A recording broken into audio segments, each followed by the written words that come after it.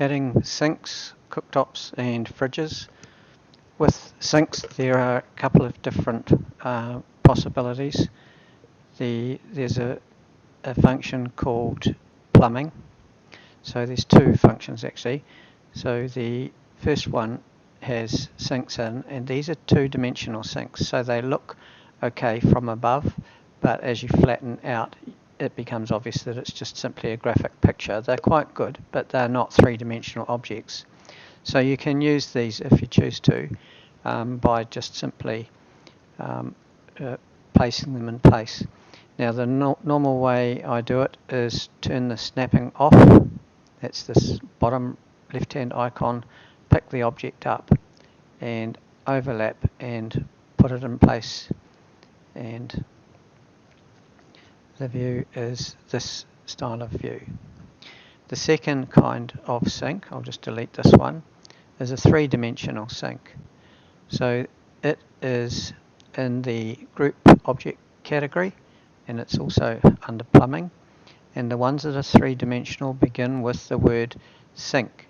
So you choose a sink that you want, so there's a variety of possibilities. So you can see there's a number of them. So you just choose the one you want and say OK, and again have the snapping off, pick the object up, overlap the area where you want to place it and put it into place. These come in selected, so click the deselect, select none button, and then your sink will be a full 3D sink. So you'll get this kind of view, which is a better view because as you move up and down you'll see that it has full three-dimensional depth to it. So the same applies for cooktops. We can say we want to add a cooktop. So there's two-dimensional ones in this area here, and again these look fine. So you select from a variety of options. So again you just choose the object you want, rotate that around, move it into place and click and drop, and you'll get the 3D view. So these look fine, but there are also some three-dimensional objects, so I'll just delete this one and we'll select the three-dimensional one. So the 3D ones are in the group object category again, and they're in the object category called spare 1, and we have some cooktops available here that are actually 3D objects.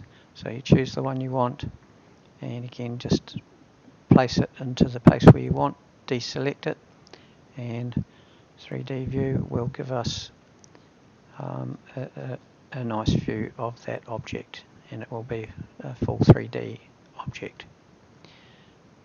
The last thing to show you is the adding refrigerators.